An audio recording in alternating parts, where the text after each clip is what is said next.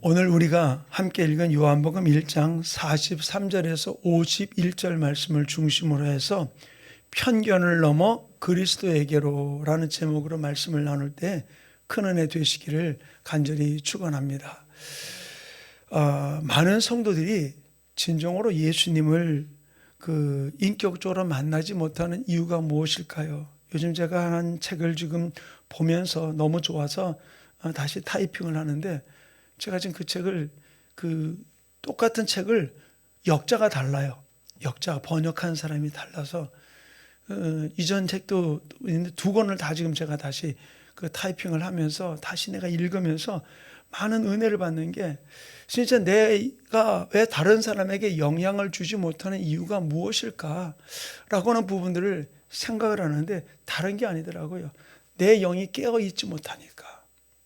영은 영을 알거든요. 근데 우리가 영적이다고 이야기하면서 귀신 쫓아내고 예언하고 그러는 것만 영적이 아니고, 내가 다른 사람에게 말로가 아니라 그냥 그 앞에 섰을 때 그 영향력을 끼칠 줄 아는 삶이 우리 가운데 이루어져야 될 줄 믿습니다. 근데 오늘 이 본문에 나오는 이 말씀을 통해서 보면은, 우리가 하나님의 말씀이 어떠함인데도 알고 있지만, 그러나 우리가 하나님을 만나지 못하는 이유는 뭐냐면 내 생각이 잘못됐기 때문에 그래요. 하나님의 말씀을 따라 모든 일을 결정하는 게 아니라 내 생각 따라 결정하기 때문에 그래요. 어떤 일이 있을 때 어떻습니까?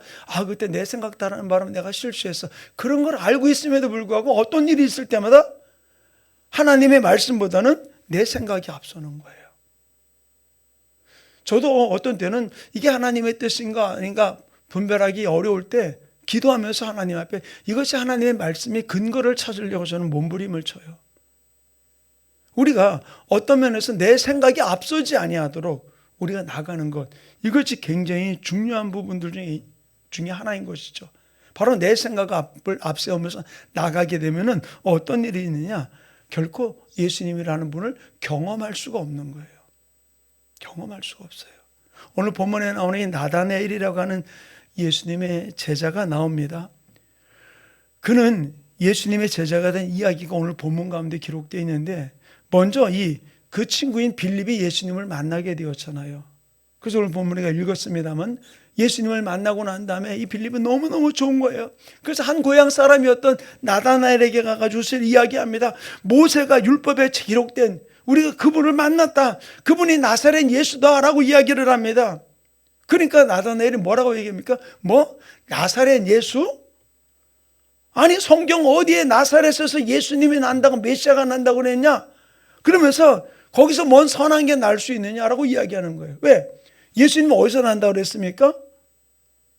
미가 선지자를 통해서 말하기를 베들레헴에서 난다고 그랬잖아요. 헤롯 왕에게 왔던 그 동방 박사들에게 그 율법학자들이 어떻게 이야기했습니까? 미가서를 인용을 해서 바로 베들레헴에서 날 것이라고 이야기해 주었잖아요. 그런데 보니까 이 나다나엘은 뭐라고 얘기합니까? 빌립이 말하기를 베들레헴 사람이라고 이야기한 것이 아니라 나사렛 사람이라, 나사렛 예수라고 얘기하니까 나사렛에서 무슨 선한 것이 날 수 있느냐라고 이야기를 해요. 성경에는 나사렛이라는 동네 이름이 없어요. 근데 저도 이 부분 때문에 성경을 계속 상고하는데, 성경에서 구약에 바로 이 나사렛의 옛 지명을 가지고 이야기했던 한 부분의 이야기가 나오더라고요. 바로 이 예수님은, 그래서 요셉이 애굽으로 갔다가 다시 돌아올 때에 그 아들이 헤롯 왕을 이어서 왕이 올랐다는 얘기를 듣고 두려워서 안 가려고 그러니까 나사렛으로 가게 되었죠. 그때 성경에 뭐라고 얘기합니까? 그가 나사렛으로 간 것은 나사렛 사람이라 칭하기 위함이라고 얘기해요. 이미 성경이 그를 나사렛에서 성장하도록 만들어 놓으셨던 부분들, 또 나사렛 사람으로 불려지도록 했던 부분들인 것이죠. 근데 지금 이 나다나엘은 뭐를 이야기해 주고 있습니까? 성경이 일부분 알고 있어요. 미가서를 통해서는 알고 있어요. 근데 뭐라고요? 성경 전체 하나님이 메시아를 보낼 때 일들에 대한 부분을 알지 못했던, 그걸 결국 자기가 알고 있는 지식으로 그 편견을 가지고 예수님의 이야기를 듣고 나니까 그 나사렛에서 무슨 선한 게 날 수 있어? 그리고 거부하게 된 거예요. 자, 우리는 알아야 될 게, 내가 알고 있는 지식을 가지고 이 땅에서 하나님 하시는 하나님의 일을 우리가 다 판단할 수 있을까요? 판단할 수 없어요. 그런데 어떡합니까? 내 그 좁은 생각 가지고서 하나님이 어떤 일이 저떤 일이 또 그 다음에 예수 믿는 사람은 왜 그렇게 하느니 그렇게 행동하느니 그런 부분을 가지고 논란을 펼칠 때가 있어요. 그런데 우리는 그런 시각으로 바라보지 말고 하나님이 뭘 원하고 지금 이 땅에서 뭘 지금 행하고 있는지에 대한 부분들을 우리는 분명히 볼 줄 알아야 될 줄 믿습니다. 우리가 이사야 선지자를 굉장히 존경을 하잖아요. 그런데 이사야 선지자는 어떻게 했습니까? 하나님의 복음을 위해서 눈물로 외쳤던, 또 예레미야는 눈물의 선지자라고도 이야기하잖아요. 근데 이 이사야는 어떻게 했습니까? 하나님이 말씀하시니까 그는 벌거벗은 몸으로 하나님의 말씀을 전했던 적도 있었어요. 미친 짓 아니에요?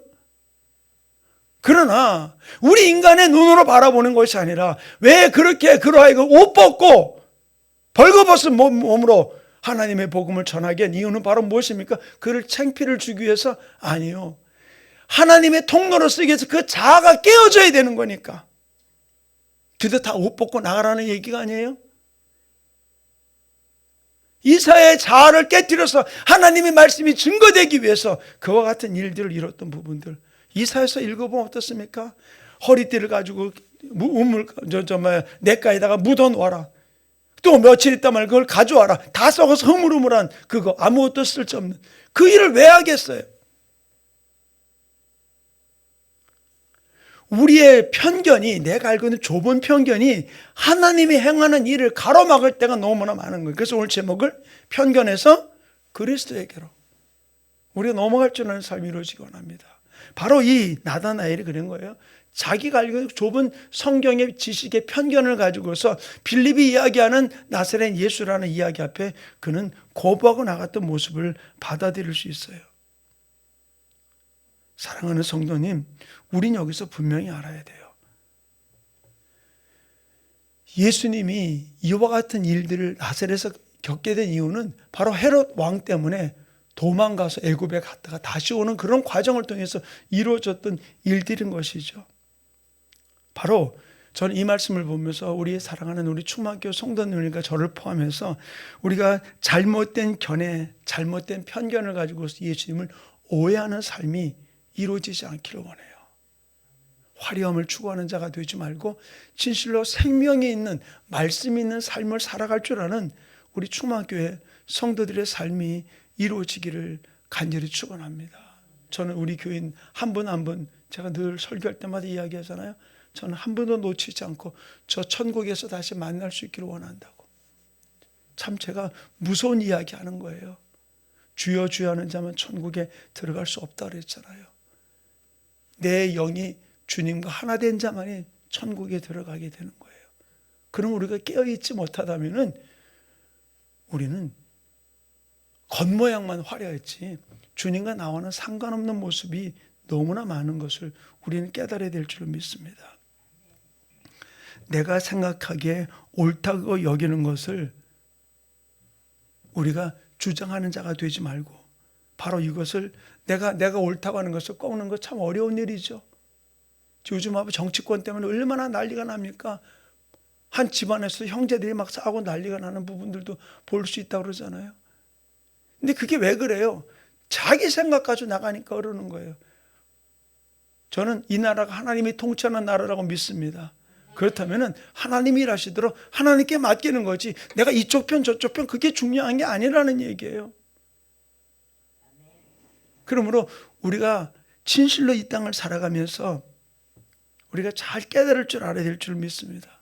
헤롯 왕 앞에 그 동방 박사들이 갔을 때 동방 박사들이 별을 보고 오래전부터 따라왔잖아요.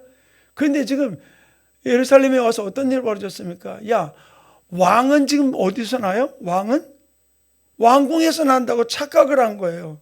거기서 아까 별을 잃어버린 거예요. 그리고 그들이 어디를 찾아갑니까? 헤롯 궁으로 찾아간 것이죠. 여기에 메시아가 어디 있습니까? 그들은 난리가 난 거죠. 그 일을 인해서 벌어진 일이 바로 무엇입니까? 얼마나 끔찍한 일이 벌어지면서 2살 아래 모든 사내 아이들이 죽는 끔찍한 일이 벌어지게 되었던 것이죠. 왜 이런 일이 벌어집니까? 내 생각에 메시아는 어디서 난다고? 왕궁에서 나는 줄. 왜? 만왕의 왕이니까. 우리의 잘못된 생각이 하나님의 일을 방해하지 않도록 우린 주님께 붙들려 나갈 수 있는 아름다운 모습들이 이루어지기를 간절히 축원합니다. 그래서 진실로 우리가 늘 제가 설교할 때만 이야기하는 대로 말씀 따라 예수 따라 성령 따라 나가는 삶을 살자. 왜? 그래야지만 우리가 흔들리지 않고 나갈 수 있고 오류를 범하지 않고 나갈 수 있기 때문이라는 것이죠. 자, 다시 돌아가서 나다나엘이 예수님께 옵니다. 빌립이 하도 얘기하는 거 와봐라. 그렇지만 와봐라. 그 얘기를 듣고 어쨌든 나다나엘이 예수님께 오니까 뭐라고 얘기합니까? 예수님이 그 나다나엘을 보고 뭐라고 얘기합니까? 보라, 이는 참으로 이스라엘 사람이라 그 속에 간사한 것이 없도다 얘기를 해요. 그러나 나다나엘이 깜짝 놀랍니다. 난 처음 보는 사람인데 왜 나를 이렇게 이야기하는가? 나를 띄우기 위해서? 아니에요. 그렇게 이해하는 모습을 보면서 나를 아십니까? 예수님께 묻는 것이죠. 그 대신 뭐라고 얘기합니까? 빌립이 너를 부르기 전부터 내가 무화과 나무 아래에 있는 것을 내가 보았다. 그러니까 나다나엘이 뭐라 합니까? 주는 그리스도시라고 주님을 고백합니다. 그때 예수님이 하신 이야기가 바로 무엇입니까? 너는 이것 때문에 너를 보느냐? 내가 무화과 나무 아래에 있다고 말한 것 때문에 너는 이야기하느냐? 이거보다 더 큰 것을 내가 보리라라고 이야기를 해주고 있어요. 사랑하는 우리 충만교회 성도님, 주님은 우리를 부르실 때 내 지난날 과거를 다 이야기한다고, 야 진짜 예수님 하나님 맞네. 그건 무당이나 하는 짓이잖아요. 무당은 지난날 과거 다 알잖아요. 그죠? 귀신들은. 저도 예전에 기도원에서 막 집회라고 막 그러는데 한 권사님 저보고 그런 거예요. 막 제가 감동되기를 그분 권사님 저도 처음 보는 분이 막 얘기를 했더니 나를 떨어지게 쳐다보더니 그러는 거예요. 목사님 꼭 무당 같네요. 점쟁이 같네. 그러는. 저 그 얘기 듣고 섬찟한 거예요. 내가 예수 무당 돼서는 안 되잖아. 지난날 과거를 이야기하는 거기에 우리가 속아 넘어가는 일이 얼마나 많아요. 근데 예수님은 내 지난날 삶 이후의 삶을 다 아시는 분이 그분이에요. 근데 여기서 우리가 알아야 될래요. 나다나엘은 예수님을 만나기 전부터 진실로 예수님 본대로 신실한 사람이고 경건한 사람으로 살았던 사람이에요. 근데 그 나다나엘이 예수님을 못 만났다면 그냥 경건했던 사람, 신실한 사람, 정직한 사람으로 끝날 수밖에 없는 거예요. 그러나 예수님을 만나니까 어떻게 됩니까?